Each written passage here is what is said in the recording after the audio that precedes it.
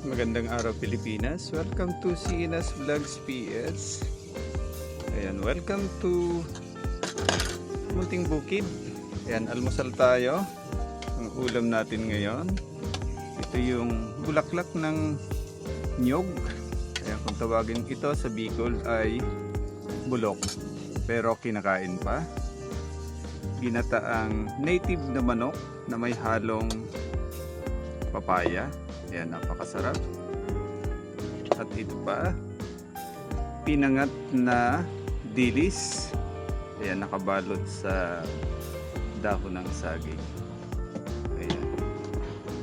Napakasarap ng almusal ko ngayon.